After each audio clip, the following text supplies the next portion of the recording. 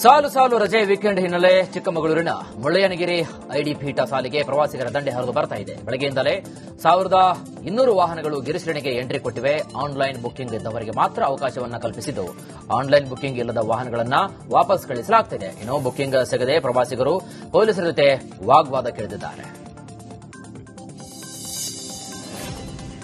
ವರ್ಷಾಂತ್ಯ ಸಾಲು ಸಾಲು ರಜೆ ಹಿನ್ನೆಲೆಯಲ್ಲಿ ಮೈಸೂರಿನ ಪ್ರವಾಸಿ ತಾಣಗಳಿಗೆ ಪ್ರವಾಸಿಗರ ದಂಡೆ ಹರಿದು ಬರ್ತಾ ಇದೆ. ಇದರಿಂದ ಬೆಂಗಳೂರು ಟು ಮೈಸೂರು ಎಕ್ಸ್ಪ್ರೆಸ್ ಹೈವೇಯಲ್ಲಿ ಟ್ರಾಫಿಕ್ ಜಾಮ್ ಉಂಟಾಗಿದೆ. ಇನ್ನು 1000ಕ್ಕೂ ಹೆಚ್ಚು ವಾಹನಗಳು ಟೋಲ್ನಲ್ಲಿ ಸಾಲುಗಟ್ಟಿ ನಿಂತಿವೆ. ಟೋಲ್ನಲ್ಲಿ 10 ರಿಂದ 15 ನಿಮಿಷ ಕಾದು ಟೋಲ್ ದಾಟುವ ಪರಿಸ್ಥಿತಿ ಎದುರಾಗಿದೆ.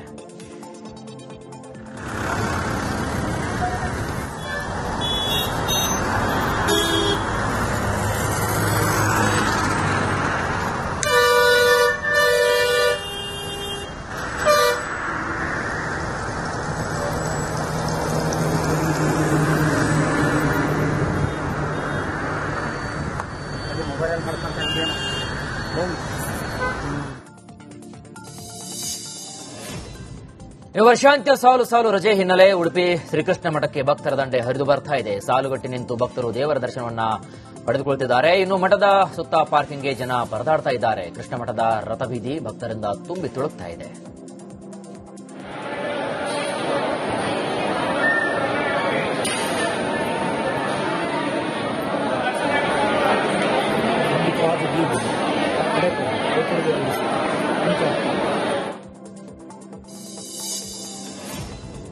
ರಾಜ್ಯ ಕಾಂಗ್ರೆಸ್ನಲ್ಲಿ ಸಿಎಂ ಕುರ್ಚಿ ಕಾಳಗ ಮತ್ತಷ್ಟು ಜೋರಾಗಿದೆ. ಬೆಳಗಾವಿಯಲ್ಲಿ ಮಾತನಾಡಿದಂತಹ ಕೋಡಿಮಠದ ಸಂಸ್ಥಾನದ ಡಾ ಶಿವಾನಂದ ಶಿವೋಗಿ ರಾಜೇಂದ್ರ ಸ್ವಾಮೀಜಿ ಭವಿಷ್ಯ ನುಡಿದಿದ್ದಾರೆ. ಹಾಲುಮತ ಸಮಾಜದಿಂದ ಅಧಿಕಾರ ಕಿತ್ತುಕೊಳ್ಳೋದು ಕಷ್ಟ, ಅವರಿಗಾಗಿಯೇ ಬಿಟ್ರೆ ಮಾತ್ರ ಅಧಿಕಾರ ಸಿಗುತ್ತೆ ಅಂತ ಸ್ವಾಮೀಜಿ ಹೇಳಿದ್ದಾರೆ. ಅರಸನ ಭಂಡಾರ ಬಜೆಟ್ ಮುಗಿದ ಮೇಲೆ ಅವರಾಗಿ ಬಿಟ್ರೆ ಸಾಧ್ಯವಿದೆ, ಇಲ್ಲವಾದ್ರೆ ಕಷ್ಟವಿದೆ ಅಂತ ಭವಿಷ್ಯ ನುಡಿದಿದ್ದಾರೆ. ಸಂಗಮೇಶನಲ್ಲಿ ಒನೈ ಆದರೆ ಒಳಹಡ್ಡ ಬಂದಿದೆ ಎಂದು ಹೇಳಿದ್ದೆ ನಾನು. ಹಾಲು ಮತ್ತು ಸಮಾಜದವರ ಹತ್ರ ಅಧಿಕಾರವರು ಬಿಡಿಸ್ಕೊಳ್ಳೋದು ಕಷ್ಟ ಅಂತ. ಅವರಾಗಿ ಬಿಟ್ರೆ ಅವಕಾಶ ಇದೆ, ಇಲ್ಲೇ ಹೋದ್ರೂ ಕಷ್ಟ. ಸಂಕ್ರಾಂತಿ ಕಡಿಬೇಕು, ಆಮೇಲೆ ಅರಸನ ಭಂಡಾರ ಬಡ್ಜೆಟ್ಟು ಇದೆಲ್ಲ ಆಗಬೇಕು. ಆದಮೇಲೆ ಅವರಾಗಿ ಬಿಟ್ಟು ಸಾಧ್ಯ ಇದೆ, ಇಲ್ಲಿಯವರು ಕಷ್ಟ ಇದೆ. ಸಿಎಂ ಸಿದ್ದರಾಮಯ್ಯ ಬೆಂಬಲಿಸಿ ಅಹಿಂದ ಸಮಾವೇಶ ಹಿನ್ನೆಲೆ ಸಿದ್ದರಾಮಯ್ಯ ಬೆಂಬಲಿಸಿ ಕಲಬುರಗಿಯಲ್ಲಿ ಪೂರ್ವ ಸಿದ್ದತಾ ಸಭೆಯನ್ನ ಮಾಡಲಾಗುತ್ತಿದೆ. ಕಲಬುರಗಿ ನಗರದ ಅಂಜುಮನ್ ಸಂಸ್ಥೆಯ ಸಭಾಗೃಹದಲ್ಲಿ ಅಹಿಂದ ಸಂಘಟನೆ ರಾಜ್ಯಾಧ್ಯಕ್ಷ ಪ್ರಭುಲಿಂಗ ದೊಡ್ಡಮನಿ ನೇತೃತ್ವದಲ್ಲಿ ಸಭೆ ನಡೆಸಲಾಗುತ್ತಿದೆ. ಸಿದ್ದರಾಮಯ್ಯ ಸಿಎಂ ಆಗಿ 5 ವರ್ಷ ಇರಬೇಕು ಅಂತ ಹೈಕಮಾಂಡ್ ಒತ್ತಾಯ ಹೇರಲು ಅಹಿಂದ ಸಮಾವೇಶ ಮಾಡಲು ಸಿದ್ದತೆಯನ್ನ ನಡೆಸಲಾಗ್ತಾ ಇದೆಯಂತೆ.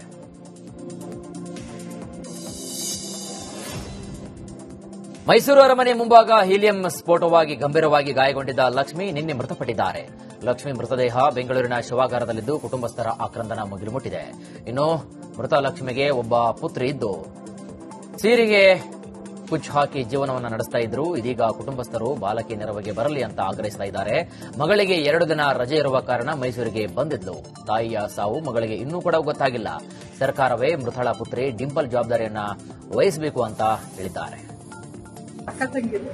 ನಾವು ಅಷ್ಟಾಗಿ ಇರೋಣ ಅಂತ ಎಲ್ಲರೂ ಹೆಲ್ಪ್ ಮಾಡೋಣ ಅಂತ ಇರ್ತಿದ್ವಿ. ಆದ್ರೆ ನಾನು ಗೌರ್ಮೆಂಟ್ ಕೇಳ್ಕೊಳ್ಳೋದೇನಂದ್ರೆ ಅವ್ರಿಗೆ ಎಜುಕೇಶನ್ ಹೆಲ್ಪ್ ಮಾಡ್ಕೊಡಿ. ಈ ತರ ನೆಕ್ಸ್ಟ್ ಯಾವ್ದೇ ಆಗ್ಲಿ ಸಿಚುಯೇಷನ್ ಯಾರಿಗೂ ಬೇರೆ ನಮ್ಗಾಗಿರೋ ಸಿಚುಯೇಷನ್ ಯಾರಿಗೂ ಬೇರೆಯವ್ರಿಗೆ ಆಗದೆ ಇರ್ಲಿ. ಒಂದು ಸೇಫ್ಟಿ ನೋಡಿ. ಈ ತರ ಬಲೂನ್ ಬ್ಲಾಸ್ಟ್ ಅಂತಂದ್ರೆ ಯಾರ್ ತಾನೇ ಯಾರು ಗೊತ್ತಿರುತ್ತೆ. ಈಗ 108 ಮಕ್ಕಳು ಬಲೂನ್ ತಗೋತಾರೆ, ಬಲೂನ್ ಅಂತ ತಗೊಳಕ್ ಹೋಗ್ತಾರೆ, ಅವ್ರು ಬ್ಲಾಸ್ಟ್ ಆಗಿ ಅಲ್ಲೇ ಸಾಯ್ತಾರೆ ಅಂತ ಯಾರು ಗೊತ್ತಿರುತ್ತೆ.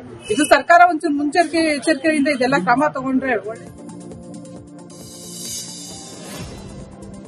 ಬಳ್ಳಾರಿ ಜಿಲ್ಲೆಯ ಬೂದಿಹಾಳ ಗ್ರಾಮದ ಸರ್ಕಾರಿ ಶಾಲೆ ಅವ್ಯವಸ್ಥೆ ಆಗರವಾಗಿದೆ. ಅಲ್ಲದೆ ಶಾಲೆಯ ಪಕ್ಕದಲ್ಲೇ ಡೇಂಜರ್ ಹಳ್ಳ ಹಾದು ಹೋಗ್ತಾ ಇದ್ದು ಬಲಿಗಾಗಿ ಕಾಯ್ದು ಕುಂತಿದೆ. ಈ ಶಾಲೆಗೆ ಸೂಕ್ತ ಕಾಂಪೌಂಡ್ ವ್ಯವಸ್ಥೆ ಮಾಡಿ ಮನವಿ ಮಾಡಿದ್ರೂ ಕೂಡ ಪ್ರಯೋಜನವಾಗಿಲ್ಲ. ಈ ಬಗ್ಗೆ ನಮ್ಮ ಪ್ರತಿನಿಧಿ 1 ಮಿನಿಟ್ ರಿಪೋರ್ಟ್ ಕೊಟ್ಟಿದ್ದಾರೆ, ಬನ್ನಿ ನೋಡ್ಕೊಂಡು ಬರೋಣ.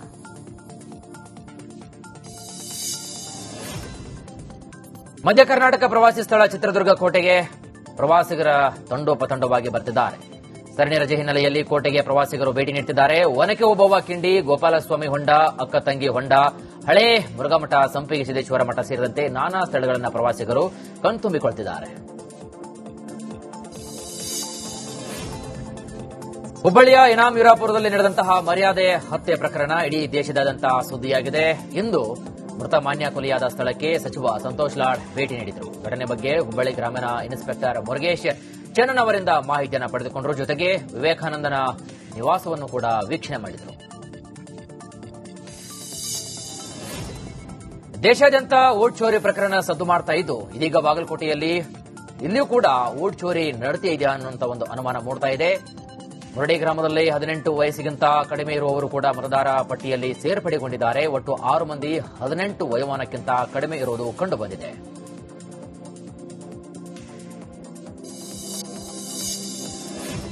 ಮಂತ್ರಾಲಯದ ಶ್ರೀ ರಾಘವೇಂದ್ರ ಮಠದ ಮುಂಭಾಗದಲ್ಲಿ ಕನ್ನಡ ಬಳಕೆ ವಿರೋಧಿಸಿ ತೆಲುಗು ಭಾಷಿಕರು ಅಸಮಾಧಾನವನ್ನು ವ್ಯಕ್ತಪಡಿಸಿದ್ದಾರೆ.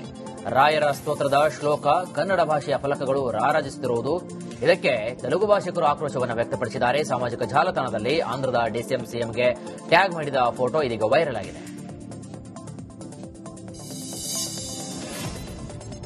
ಚಿತ್ರದುರ್ಗದ ಹಿರಿಯೂರು ಬಳಿ ನಡೆದಂತಹ ಬಸ್ ದುರಂತದಲ್ಲಿ 7 ಜನರು ಸಜೀವವಾಗಿ ದಹನವಾಗಿದ್ದಾರೆ. ಇದೀಗ ಅಪಘಾತದ ಕೆಲವೊಂದಿಷ್ಟು ವಿಡಿಯೋ ಕ್ಲಿಪ್ಗಳು ರಿಪಬ್ಲಿಕ್ ಕನ್ನಡಕ್ಕೆ ಲಭ್ಯವಾಗಿದೆ.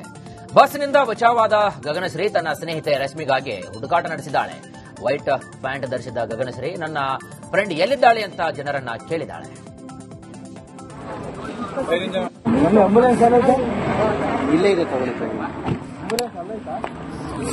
ಆಂಬುಲೆನ್ಸ್ ಆ ಕಡೆ ಬನ್ನಿ ಸರ್. ಅದು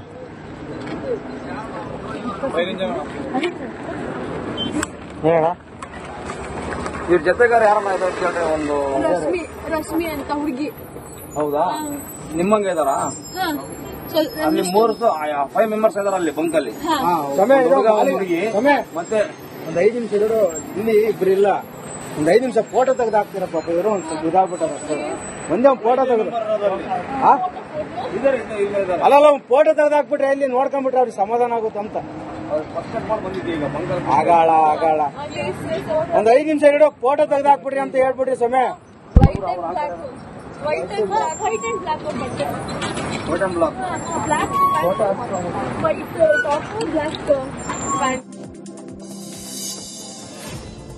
ಉತ್ತರ ಕನ್ನಡದ ಕಾರವಾರದಲ್ಲಿ ಶಾಕಾಹಾರಿ ಮತ್ತು ಮಾಂಸಾಹಾರಿ ಅಡುಗೆ ಸ್ಪರ್ಧೆ ಆಯೋಜಿಸಲಾಗಿತ್ತು. ಒಂದೇ ಗಂಟೆಯ ಸಮಯದಲ್ಲಿ ಹಲವಾರು ಬಗೆ ಬಗೆಯ ಅಡುಗೆ ಮಾಡಿ ಮಹಿಳೆಯರು ಸೈ ಎನಿಸಿಕೊಂಡಿದ್ದಾರೆ. ಜಿಲ್ಲೆಯ ವಿವಿಧ ಭಾಗಗಳಿಂದ ಆಗಮಿಸಿದ್ದ ಆಹಾರ ಪ್ರಿಯರು ವಿವಿಧ ಬಗೆಯ ಅಡುಗೆಯನ್ನು ಸವಿದು ಸಂಭ್ರಮ ಪಟ್ಟಿದ್ದಾರೆ. ಬಂಗಡೆಯನ್ನು ಆಯ್ಕೆ ಮಾಡ್ಕೊಂಡಿದ್ದೀನಿ. ಅದರಲ್ಲೇ ವಿವಿಧ ಖಾದ್ಯ ಮಾಡಿದ್ದೀನಿ. ಅದಿವಾಗ ಇನ್ನು ಜಡ್ಜ್ ಮಾಡಿಲ್ಲ, ಏನ್ ಮಾಡ್ತಾರೆ ನೋಡ್ಬೇಕು. ಪ್ರೈಸ್ ನಾನು 6 ಐಟಮ್ ಮಾಡಿದ್ದೀನಿ. ಬಾಂಗ್ಡಾ ಮಸಾಲ, ಆಮೇಲೆ ಬಾಂಗ್ಡಾ ಗೀ ಮಸಾಲ ರೋಸ್ಟ್ ಮಾಡಿದ್ದೀನಿ, ಮತ್ತೆ ತವಾ ಫ್ರೈ, ಮತ್ತೆ ರವಾ ಫ್ರೈ ಮಾಡಿದ್ದೀನಿ, ಆಮೇಲೆ ಗ್ರೀನ್ ಮಸಾಲ ಮಾಡಿದ್ದೀನಿ ಬಾಂಗ್ಡಾ. ನಾವು ಕುಕಿಂಗ್ ಕಾಂಪಿಟೇಷನ್ ಮತ್ತು ರಂಗೋಲಿ ಸ್ಪರ್ಧೆಯನ್ನು ಇಲ್ಲಿ ಮಾಲಾದೇವತೆ ಡಿಸಿ ಆಫೀಸ್ ಅಲ್ಲಿ ಮಾಡ್ತಾ ಇದ್ದೀವಿ. ಇವತ್ತು ಕುಕಿಂಗ್ ಕಾಂಪಿಟೇಷನ್ ಅಲ್ಲಿ ಸುಮಾರು 53 ಪಾರ್ಟಿಸಿಪೆಂಟ್ಸ್ ನಮ್ಮ ಜಿಲ್ಲೆ ಬೇರೆ ಬೇರೆ ಕಡೆಯಿಂದ ಭಾಗವಹಿಸಿದ್ದಾರೆ. 2 ಕ್ಯಾಟಗರಿನಲ್ಲಿ ಕಾಂಪಿಟೇಷನ್ಸ್ ಮಾಡಿದ್ದೀವಿ, ವೆಜಿಟೇರಿಯನ್ ಮತ್ತೆ ನಾನ್ ವೆಜಿಟೇರಿಯನ್ ಅಲ್ಲಿ. ವೆಜಿಟೇರಿಯನ್ ಅಲ್ಲಿ ಆಲ್ಮೋಸ್ಟ್ 23 ಪಾರ್ಟಿಸಿಪೆಂಟ್ಸ್ ಬಂದಿದ್ದಾರೆ. ನಾನ್ ವೆಜಿಟೇರಿಯನ್ ಅಲ್ಲಿ 30ಕ್ಕಿಂತ ಜಾಸ್ತಿ ಜನ ಭಾಗವಹಿಸಿದ್ದಾರೆ.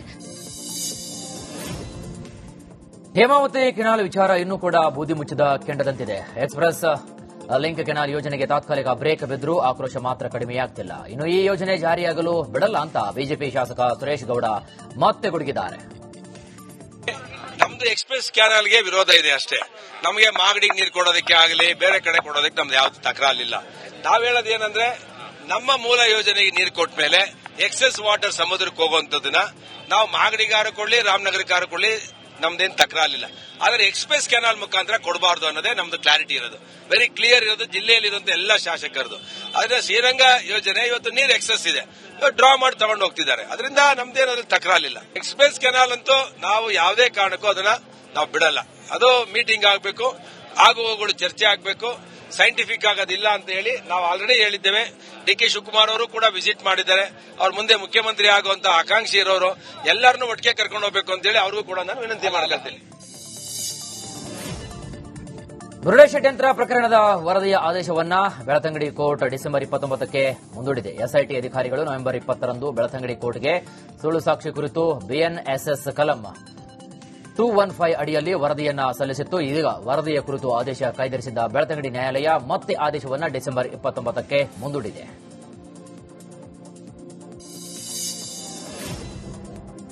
ಮೈಸೂರು ಅರಮನೆ ಮುಂದೆ ಹೀಲಿಯಂ ಸ್ಫೋಟ ಪ್ರಕರಣಕ್ಕೆ ಸಂಬಂಧಿಸಿದಂತೆ ಸಾವಿನ ಸಂಖ್ಯೆ 3ಕ್ಕೆ ಏರಿಕೆಯಾಗಿದೆ. ಮೈಸೂರಿನ ಕೆಆರ್ ಆಸ್ಪತ್ರೆಯಲ್ಲಿ ಚಿಕಿತ್ಸೆ ಫಲಿಸದೆ ಗಾಯಾಳು ಲಕ್ಷ್ಮಿ ಮೃತಪಟ್ಟಿದ್ದಾರೆ. ಮೂಲತಃ ಬೆಂಗಳೂರಿನ ಮೂಲದವರಾಗಿದ್ದು ಕುಟುಂಬದ ಜೊತೆ ಮೈಸೂರು ಪ್ರವಾಸಕ್ಕೆ ಬಂದಿದ್ದಾಗ ಈ ಅವಘಡ ಸಂಭವಿಸಿದೆ.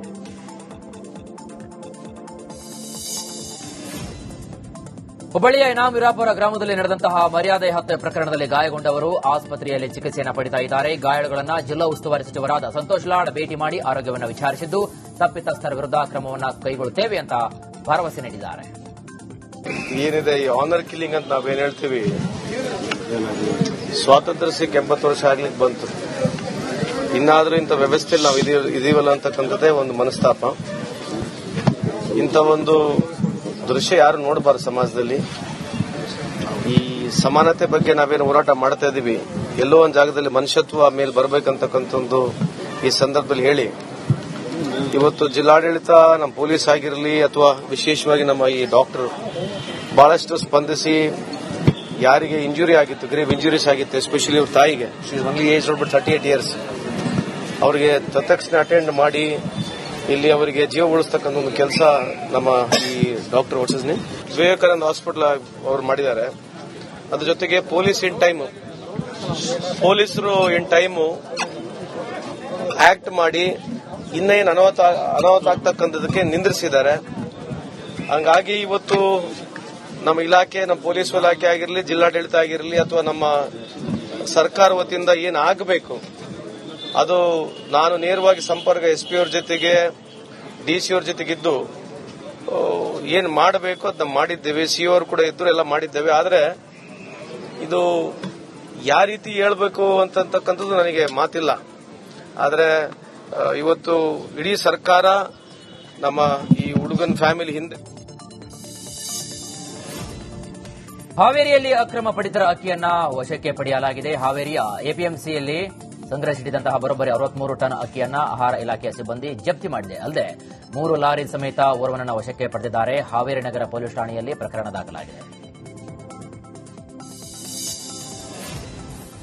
ರಾಜ್ಯದಲ್ಲಿ ನಾಯಕತ್ವ ಬದಲಾವಣೆ ವಿಚಾರ ಭಾರಿ ಸದ್ದು ಮಾಡ್ತಾ ಇದೆ. ಇದರ ಮಧ್ಯೆ ಸಿಎಂ ಪುತ್ರ ಯತೀಂದ್ರ ಸಿದ್ದರಾಮಯ್ಯ ಮತ್ತೆ ಈ ಬಗ್ಗೆ ಮಾತನಾಡಿದ್ದಾರೆ. ಸಿಎಂ ಡಿಸಿಎಂಗೂ ಅಧಿಕಾರ ಯಾರಿಗೂ ಶಾಶ್ವತ ಅಲ್ಲ ಅಂತ ಹೇಳಿಕೆ ನೀಡಿದ್ದಾರೆ. ಡಿಸಿಎಂ ಡಿಕೆಶಿ ಅವರ ನಾನು ಸಾಮಾನ್ಯ ಕಾರ್ಯಕರ್ತನಾಗಿ ಇರ್ತೀನಿ ಎಂಬ ಹೇಳಿಕೆಗೆ ಯತೀಂದ್ರ ಪ್ರತಿಕ್ರಿಯೆ ನೀಡಿದ್ದು, ನಾವೆಲ್ಲರೂ ಕೂಡ ಸಾಮಾನ್ಯ ಕಾರ್ಯಕರ್ತರೇ. ಸಿಎಂ ಆಗಲಿ, ಡಿಸಿಎಂ ಆಗಲಿ, ಮುಖ್ಯಮಂತ್ರಿಗಳಾಗಲಿ ಯಾರಿಗೂ ಕೂಡ ಅಧಿಕಾರ ಶಾಶ್ವತ ಅಲ್ಲ. ಪಕ್ಷ ಕಟ್ಟುವ ಕೆಲಸ ನಮ್ಮದು ಅಂತ ಹೇಳಿದ್ದಾರೆ. ಎಲ್ಲರೂ ಕೂಡ ಸಾಮಾನ್ಯ ಕಾರ್ಯಕರ್ತರಾಗಿ ಕೆಲಸ ಮಾಡಬೇಕು. ಅಧಿಕಾರ ಏನ್ ಬರುತ್ತೆ ಅದು ನಮ್ಗೆ ಶಾಶ್ವತ ಅಲ್ಲ. ಅದು ಮುಖ್ಯಮಂತ್ರಿಗಳಿಗಾಗ್ಲಿ, ಉಪಮುಖ್ಯಮಂತ್ರಿಗಳಾಗ್ಲಿ, ಮಂತ್ರಿಗಳಾಗ್ಲಿ ಅಥವಾ ನಮಗಾಗ್ಲಿ. ಆದ್ರೆ ಪಕ್ಷ ಕಟ್ಟೋ ಕೆಲಸ, ಪಕ್ಷ ಹೇಳೋ ಕೆಲಸ ಮಾಡಬೇಕು ನಮ್ಮಲ್ಲಿ. ರಾಯಚೂರು ಭಾಗದಲ್ಲಿ ವಿದ್ಯಾರ್ಥಿಗಳಿಗೆ ಸರಿಯಾದಂತಹ ಸಮಯಕ್ಕೆ ಬಸ್ಸಿನ ಸೌಕರ್ಯ ಇಲ್ಲದಂತಾಗಿದೆ. ಇನ್ನು ಈ ಬಗ್ಗೆ ಡಿಪೋ ಮ್ಯಾನೇಜರ್ಗೆ ಶಾಸಕಿ ಜಿ ಕರೆಮ್ಮ ನಾಯಕ್ ಕ್ಲಾಸ್ ಅನ್ನು ತೆಗೆದುಕೊಂಡಿದ್ದಾರೆ. ದೇವದುರ್ಗದಿಂದ ಹಳ್ಳಿಗಳಿಗೆ ತೆರಳಲು ಸರಿಯಾದ ಬಸ್ ವ್ಯವಸ್ಥೆ ಇಲ್ಲ. ಇದರಿಂದ ವಿದ್ಯಾರ್ಥಿಗಳು ಪರದಾಡ್ತಾ ಇದ್ದಾರೆ. ಸರಿಯಾದ ಬಸ್ ವ್ಯವಸ್ಥೆ ಮಾಡಿ ಅಂತ ಬಸ್ ನಿಲ್ದಾಣದಲ್ಲಿ ಅಧಿಕಾರಿಗಳಿಗೆ ಶಾಸಕಿ ತರಾಟೆ ತೆಗೆದುಕೊಂಡಿದ್ದಾರೆ. ಯಾವುದೇ ಕಾರಣಕ್ಕೆ ಏನನ್ನ ಇದೇ ತರ ಬಂದ್ರೆ ನಾ ಇಲ್ಲಿ ಇರ್ತಲ್ಲ, ಬೇರೆ ಊರಾಗಿರೋದಿಲ್ಲ, ಬಂದು ಸೀದಾ ಕೇಳಕ್ಕೆ ನೋಡ್ರಿ. ಕೆಲಸ ಮಾಡ್ಬೇಕಂತ ಮನ್ಸಿದ್ರೆ ಮಾಡ್ರಿ, ಇಲ್ಲಾಂದ್ರೆ ಬೇರೆ ಬೇರೆ ಕಡೆಗೆ ಆರಾಮಾಗಿ ಹೋಗಿ ಡ್ಯೂಟಿ ಮಾಡ್ರಿ. ನಾವು ತರ್ತೀವಿ, ಬೇರೆ ಮಿನಿಸ್ಟರ್ ಬೇಕಾಗ್ತೀನಿ. ನಾನು ಈ ವಿಷಯ ಮಿನಿಸ್ಟರ್ಗೆ ಹೇಳ್ತೀನಿ. ನಾನು ಒಂದು ದಿನ ಅಲ್ಲ, ದಿನ ಕಂಟಿನ್ಯೂ ಇವ್ರ ಸಮಸ್ಯೆ ನಾನು ಕೇಳಿ ಕರ್ತಾಗೆ. ಇವತ್ತು ನಾನು ಬಂದಿನಂದ್ರೆ ಅರ್ಥ ಮಾಡಿಕೆ ಏನೋ ಅಧಿಕಾರಿಗಳಿಗೆ ತೊಂದರೆ ಕೊಡಬಾರ್ದು. ಪಾಪ ಇರುಗಡೆ ಕಲಬುರಗಿ ಜಿಲ್ಲೆಯ ಆಳಂದ ಪಟ್ಟಣದಲ್ಲಿ ದೆವ್ವ ಹಿಡಿದಿದೆ ಅಂತ ಬೇವಿನ ಕಟ್ಟಿಗೆಯಿಂದ ಹೊಡೆದು ಕೊಲೆ ಮಾಡಲಾಗಿದೆ. 38 ವರ್ಷದ ಮುಕ್ತಾಬಾಯಿ ಹತ್ಯೆಯಾದ ಮಹಿಳೆಯಾಗಿದ್ದಾರೆ. ಮಹಾರಾಷ್ಟ್ರದ ಮುರುಮ್ ಗ್ರಾಮದ ಗಿಡ್ಡೆಟ್ಟಪ್ಪನನ್ನ ಮುಕ್ತಾಬಾಯಿ ಮದುವೆಯಾಗಿದ್ದರು. ಕಳೆದ 4 ದಿನದ ಹಿಂದೆ ಮುರುಮ್ ಗ್ರಾಮದಲ್ಲಿ ಬಾವಮೈದ ಹಲ್ಲೆ ಮಾಡಿದ್ದ. ಇನ್ನು ತಲೆ ಸುತ್ತು ಬಂದು ಮನೆಯ ಬಳಿ ಬಿದ್ದಾಗ ದೆವ್ವ ಹಿಡಿದಿದೆ ಅಂತ ಹಲ್ಲೆ ಮಾಡಿದ್ದಾರೆ. ಬೇವಿನ ಕಟ್ಟಿಗೆಯಿಂದ ರಾತ್ರಿ ಬೆಳಗ್ಗೆ ಹಲ್ಲೆಗೈದಿದ್ದಾರೆ. ಇನ್ನು ಬಳಿಕ ಗಾಣಗಾಪುರದ ದತ್ತನ ಸನ್ನಿಧಿಗೆ ತಂದು ದೆವ್ವ ಬಿಡಿಸಲು ಮುಂದಾಗಿದ್ರು. ದೆವ್ವ ಬಿಡಿಸಲು ಹಲ್ಲೆ ಮಾಡಿದ ಬಳಿಕ ಸುಸ್ತಾಗಿ ಬಿದ್ದು ಮುಕ್ತಾಬಾಯಿ ಮೃತಪಟ್ಟಿದ್ದಾರೆ. ಅಡಿಕೆ ತೋಟದಲ್ಲಿ ಅಡಿಕೆ ಗೊನೆ ಕೊಯ್ಯುವ ವೇಳೆ ತೋಟಿಗೆ ವಿದ್ಯುತ್ ಪ್ರವಹಿಸಿ ವ್ಯಕ್ತಿಯೊಬ್ಬ ಸ್ಥಳದಲ್ಲೇ ಮೃತಪಟ್ಟ ಘಟನೆ ಶಿವಮೊಗ್ಗ ಜಿಲ್ಲೆಯ ಹೊಸನಗರದ ತ್ರಿಣಿವೆ ಗ್ರಾಮ ಪಂಚಾಯಿತಿಯ ಮಂಡ್ರಳಿಯಲ್ಲಿ ನಡೆದಿದೆ. ಮನೆ ಮುಂದೆ ಕಟ್ಟಿದ್ದ ನಾಯಿ ಮೇಕೆ ಮೇಲೆ ಚಿರತೆ ದಾಳಿ ಮಾಡಿರುವಂತಹ ಘಟನೆ ಬೆಳಗಾವಿ ಜಿಲ್ಲೆಯ ಅಥಣಿ ತಾಲೂಕಿನ ಜುಂಜರವಾಡ ಗ್ರಾಮದಲ್ಲಿ ನಡೆದು ಹೋಗಿದೆ. ಭೀಮಪ್ಪ ಈರಪ್ಪ ನೇಸರಿಗೆಗೆ ಸೇರಿದಂತಹ ನಾಯಿ ಶೇಖವ್ವ ಕಂಬಳೆ ಸೇರಿದ 2 ಮೇಕೆ ಮೃತಪಟ್ಟಿವೆ. ಇನ್ನು ಚಿರತೆ ಹೆಜ್ಜೆ ಗುರುತು ಕಂಡು ಕೃಷಿ ಜಮೀನುಗಳಿಗೆ ತೆರಳಲು ರೈತರು ಹಿಂದೇಟು ಹಾಕ್ತಿದ್ದಾರೆ. ಕೂಡಲೇ ಅರಣ್ಯ ಇಲಾಖೆ ಸಿಬ್ಬಂದಿ ಗ್ರಾಮಕ್ಕೆ ತೆರಳುವಂತೆ ಗ್ರಾಮಕ್ಕೆ ಬರುವಂತೆ ಈಗ ಜನರು ಆಗ್ರಹಿಸುತ್ತಿದ್ದಾರೆ ಅಧಿಕಾರಿಗಳಿಗೆ.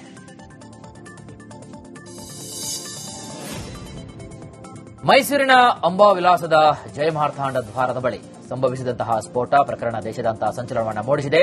ಪೊಲೀಸರು ಎಲ್ಲಾ ಆಯಾಮಗಳಲ್ಲಿ ತನಿಖೆಯನ್ನು ನಡೆಸ್ತಾ ಇದ್ದಾರೆ. ಇದೀಗ ಬಲೂನ್ ಮಾರುತ್ತಿದ್ದ ಸಲೀಂ ಸೈಕಲ್ನಲ್ಲೇ ಅರ್ಧ ಚೀಲ ಹೀಲಿಯಂ ಇಟ್ಟುಕೊಂಡಿರುವುದು ತಿಳಿದು ಬಂದಿದೆ. ಸಿಲಿಂಡರ್ ಭರ್ತಿ ಇದ್ರೂ ಕೂಡ ಹೀಲಿಯಂ ಪೌಡರ್ ಯಾಕೆ ಇಟ್ಟುಕೊಂಡಿದ್ದ ಅನ್ನೋ ಅನುಮಾನ ಶುರುವಾಗಿದೆ. ಹೀಲಿಯಂ ಗ್ಯಾಸ್ ರಿಫಿಲ್ ಮಾಡಲು ಬರೋಬ್ಬರಿ ಅರ್ಧ ತಾಸು ಬೇಕು. ಅಲ್ಲದೆ ಜನನಿಬಿಡ ಪ್ರದೇಶದಲ್ಲಿ ಹೀಲಿಯಂ ತಯಾರಿಸಲು ಸಾಧ್ಯವಿಲ್ಲ. ಆದರೂ ಹೀಲಿಯಂ ಪೌಡರ್ ಯಾಕೆ ಇಟ್ಟುಕೊಂಡಿದ್ದ ಅಂತ ಪೊಲೀಸರು ತನಿಖೆ ನಡೆಸ್ತಾ ಇದ್ದಾರೆ. ಅದೇನ ಬಾಂಬು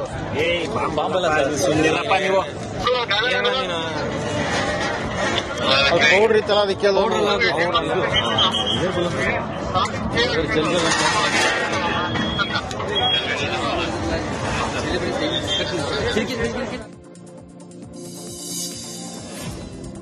ಉಡುಪಿಯ ಹೆಜಮಾಡಿಯ ಗರಡಿ ನೇಮೋತ್ಸವದಲ್ಲಿ ವೃದ್ಧೆಯ ಚಿನ್ನ ಸರ ಎಗರಿಸಿದ ಖತರ್ನಾಕ್ ಗ್ಯಾಂಗ್ ಅನ್ನ ಪೊಲೀಸರು ಬಂಧಿಸಿದ್ದಾರೆ.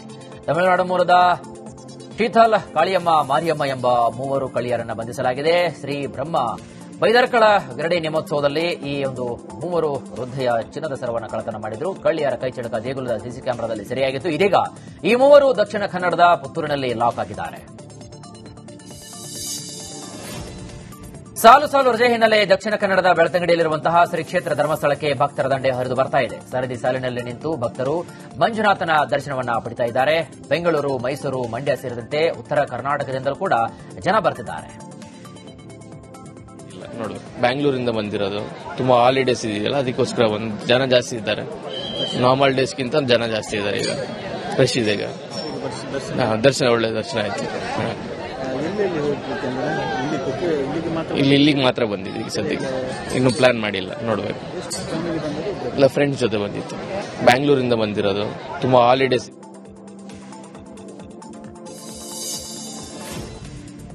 ಗದಗ ನಗರದ ಪ್ರಾಥಮಿಕ ಆರೋಗ್ಯ ಕೇಂದ್ರ ಅವ್ಯವಸ್ಥೆಯ ಗೂಡಾಗಿದೆ. ಕೆಲ ದಿನಗಳಿಂದ ಕರೆಂಟ್ ಕಣ್ಣಾಮುಚ್ಚಾಲೆ ಆಡ್ತಿದ್ದು ರೋಗಿಗಳು ಪರದಾಡ್ತಾ ಇದ್ದಾರೆ. ಇನ್ನು ವೈದ್ಯರು ಮೊಬೈಲ್ ಟಾರ್ಚ್ನಲ್ಲಿ ರೋಗಿಗಳಿಗೆ ಚಿಕಿತ್ಸೆಯನ್ನು ಕೊಡ್ತಿದ್ದಾರೆ. ಇತ್ತ ವಿದ್ಯುತ್ ವ್ಯತ್ಯಯದಿಂದ ಲ್ಯಾಬ್ ಟೆಸ್ಟ್ ಕೂಡ ಬಂದಾಗಿದೆ. ಕರೆಂಟ್ ಕಟ್ನಿಂದ ಔಷಧಿಗಳು ಹಾನಿಯಾಗುವ ಸಾಧ್ಯತೆ ಕೂಡ ಇದೆ. ಇನ್ನು ಕೂಡಲೇ ಜನರೇಟರ್ ಅಥವಾ ಯುಪಿಎಸ್ ವ್ಯವಸ್ಥೆ ಮಾಡಿ. ವಿಶ್ವವಿಖ್ಯಾತ ನಂದಿಗಿರಿ ಧಾಮಕ್ಕೆ ಪ್ರವಾಸಿಗರ ದಂಡೆ ಹರಿದು ಬರ್ತಾ ಇದೆ. ಸಾಲು ಸಾಲು ರಜೆ ಹಿನ್ನೆಲೆ ಪ್ರವಾಸಿಗರು ಆಗಮಿಸಿದ್ದಾರೆ. ಕಾರು, ಬೈಕ್ಗಳಲ್ಲಿ ಸಾವಿರಾರು ಪ್ರವಾಸಿಗರು ಆಗಮಿಸಿದ್ದು ಬೆಟ್ಟದ ಕೆಳಗೆ ಕಿಲೋಮೀಟರ್ ಗಟ್ಟಲೆ ಟ್ರಾಫಿಕ್ ಜಾಮ್ ಉಂಟಾಗಿದೆ. ತುಂಬಾ ಕಾಮ್ ಆಗಿದೆ, ನೋಡಕ್ ಮೈಂಡ್ ಪ್ಲೆಸೆಂಟ್ ಅನ್ಸುತ್ತೆ. ವರ್ಕ್ ಸ್ಟ್ರೆಸ್ ಇಂದ ಸ್ವಲ್ಪ ರಿಫ್ರೆಶ್ ಆಗುತ್ತೆ. ಪರ್ಸನಲ್ ಲೈಫ್ ಸ್ವಲ್ಪ ಚೆನ್ನಾಗಿ ಎಂಜಾಯ್ಮೆಂಟ್ ಸಿಗುತ್ತೆ. ಒಂದ್ ಸ್ವಲ್ಪ ಚಳಿ ಜಾಸ್ತಿನೇ ಇದೆ. ಟ್ರಾಫಿಕ್, ಹೆವಿ ಟ್ರಾಫಿಕ್ ಇದೆ. ಜನ ಚೆನ್ನಾಗಿದೆ, ತುಂಬಾ ಕಾಮ್ ಆಗಿದೆ. ನೋಡಕ್ ಮೈಂಡ್ ಪ್ಲೆಸೆಂಟ್ ಅನ್ಸುತ್ತೆ. ವರ್ಕ್ ಸ್ಟ್ರೆಸ್ ಇಂದ ಸ್ವಲ್ಪ ರಿಫ್ರೆಶ್ ಆಗುತ್ತೆ.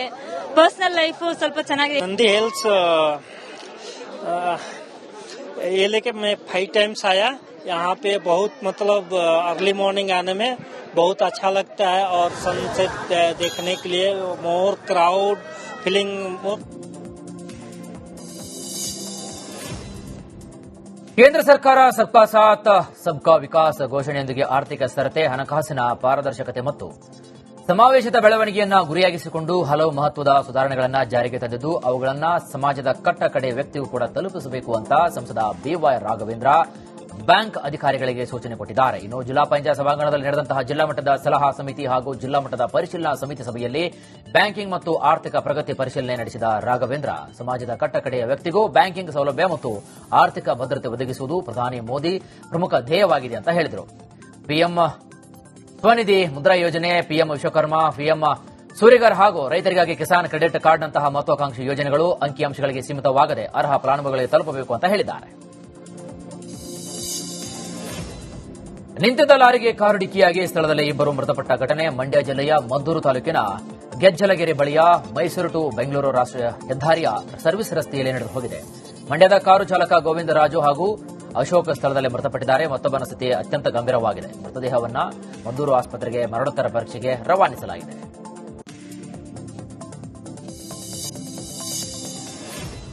ಬೆಂಗಳೂರಲ್ಲಿ ದಿನದಿಂದ ದಿನಕ್ಕೆ ರೋಡ್ ರೇಜ್ ಪ್ರಕರಣಗಳು ಹೆಚ್ಚಾಗ್ತಾನೆ ಇದ್ದಾವೆ. ಎಲೆಕ್ಟ್ರಾನಿಕ್ ಸಿಟಿಯಲ್ಲಿ ಗಾಡಿ ಟಚ್ ಆಯಿತು ಅಂತ ಕ್ಯಾಬ್ ಚಾಲಕರೊಬ್ಬರು ಕಿತ್ತಾಡಿಕೊಂಡಿದ್ದಾರೆ. ನಡು ರಸ್ತೆಯಲ್ಲೇ ಶರ್ಟ್ ಎಳೆದಾಡಿಕೊಂಡು ಪರಸ್ಪರ ಹೊಡೆದಾಡಿಕೊಂಡಿದ್ದಾರೆ. ಹತ್ತಾರು ವಾಹನಗಳು ಸಂಚರಿಸ್ತಾ ಇದ್ರು. ನಡು ರಸ್ತೆಯಲ್ಲಿ ಕಾರು ನಿಲ್ಲಿಸಿ ಫೈಟ್ ಗಿಳಿದಿದ್ದಾರೆ. ಇನ್ನು ಜಗಳ ಬಿಡಿಸಲು ಸಾರ್ವಜನಿಕರು ಹರಸಾಹಸವನ್ನೇ ಪಟ್ಟಿದ್ದಾರೆ. ಚಿತ್ರದುರ್ಗದ ಹಿರಿಯೂರು ಬಳಿ ನಡೆದಂತಹ ಬಸ್ ಅವಘಡ ಕೇಸ್ಗೆ ಸಂಬಂಧಿಸಿದಂತೆ ಸರ್ಕಾರ ಎಚ್ಚೆತ್ತುಕೊಂಡಿದೆ. ಸಾಲು ಸಾಲು ಬಸ್ ದುರಂತದ ಬೆನ್ನಲ್ಲೇ ಸಾರಿಗೆ ಸಚಿವರು ಕೇಂದ್ರ ಸರ್ಕಾರಕ್ಕೆ ಪತ್ರವನ್ನು ಬರೆಯಲು ಮುಂದಾಗಿದ್ದಾರೆ. ರಾತ್ರಿ ಹೊತ್ತಿನಲ್ಲಿ ಕಡ್ಡಾಯ ವಿಶ್ರಾಂತಿಗೆ ನಿಯಮ ಜಾರಿ ತರುವಂತೆ ಮನವಿ ಮಾಡಲಿದ್ದಾರೆ. 12 ರಿಂದ 4 ಗಂಟೆ ಅವಧಿಯಲ್ಲಿ ಕನಿಷ್ಠ 2 ತಾಸುಗಳ ಕಡ್ಡಾಯ ವಿಶ್ರಾಂತಿ ನಿಯಮ ಜಾರಿಗೆ ತರುವಂತೆ ಸಲಹೆ ನೀಡಲಿದ್ದಾರೆ. ಅಷ್ಟೇ ಅಲ್ಲದೆ ಅಲರ್ಟ್ ಸಿಸ್ಟಮ್ ತರಲು ಚಿಂತನೆ ನಡೀತಾ ಇದ್ದು, ಸಾರಿಗೆ ಇಲಾಖೆಯಿಂದ ಅರೆನಿದ್ರೆ ಅಲರ್ಟ್ ವ್ಯವಸ್ಥೆ ತರಲು ಚಿಂತನೆ ನಡೀತಾ ಇದೆ.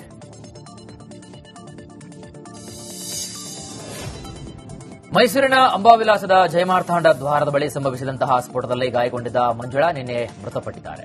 ಇದೀಗ ಮಂಜುಳಾ ಸಹೋದರ ಪರಮೇಶ್ವರ್ ಅನಾರೋಗ್ಯದಿಂದ ಸಾವಿಗೀಡಾಗಿದ್ದಾರೆ. ನಂಜನಗೂಡಿನ ಚಾಮಲಾಪುರದ ನಿವಾಸಿ 60 ವರ್ಷದ ಪರಮೇಶ್ವರ್ ಮೃತಪಟ್ಟಿದ್ದು, ಒಂದೇ ಮನೆಯಲ್ಲಿ ಇಬ್ಬರು ಸಾವು ಇಡೀ ಕುಟುಂಬವನ್ನೇ ಶೋಕ ಸಾಗರದಲ್ಲಿ ಮುಳುಗಿಸಿದೆ.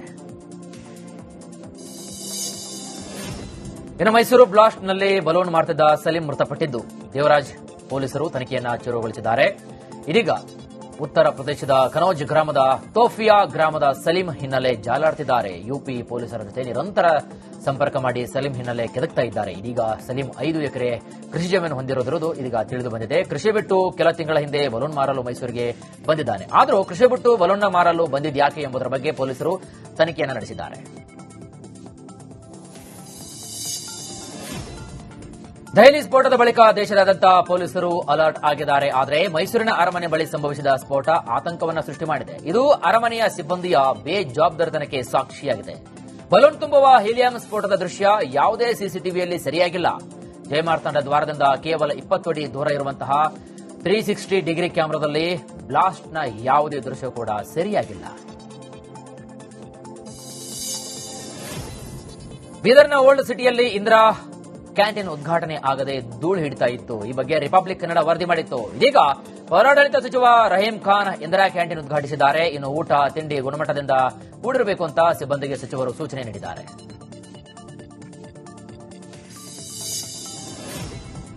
ಪವರ್ ಫೈಟ್ ನಡುವೆ ಸಿಎಂ ಸಿದ್ದರಾಮಯ್ಯ ದೆಹಲಿಗೆ ಭೇಟಿ ನೀಡಿದ್ದಾರೆ. ಸಿಡಬ್ಲ್ಯೂಸಿ ಸಭೆಯಲ್ಲಿ ಸಿದ್ದರಾಮಯ್ಯ ಭಾಗಿಯಾಗಿದ್ದಾರೆ. 3 ರಾಜ್ಯಗಳ ಸಿಎಂಗೆ ಸಿಡಬ್ಲ್ಯೂಸಿ ಮೀಟಿಂಗ್ಗೆ ಆಹ್ವಾನಿಸಲಾಗಿದೆ. ಇನ್ನು ಸಭೆಗೆ ಡಿಸಿಎಂ ಡಿಕೆ ಶಿವಕುಮಾರ್ ಆಹ್ವಾನವಿಲ್ಲ. ಕರ್ನಾಟಕದಲ್ಲಿ ಪವರ್ ಫೈಟ್ ಮಧ್ಯೆ ಸಿಎಂ ದೆಹಲಿಗೆ ಹೋಗಿದ್ದು ಭಾರೀ ಕುತೂಹಲವನ್ನು ಕೆರಳಿಸಿದೆ. ಸಭೆಯ ಬಳಿಕ ಸಿದ್ದರಾಮಯ್ಯ ರಾಹುಲ್ ಗಾಂಧಿ ಹಾಗೂ ಪ್ರಿಯಾಂಕಾ ಗಾಂಧಿ ಅವರನ್ನ ಭೇಟಿಯಾಗುವ ಸಾಧ್ಯತೆ ಕೂಡ ಇದೆಯಂತೆ.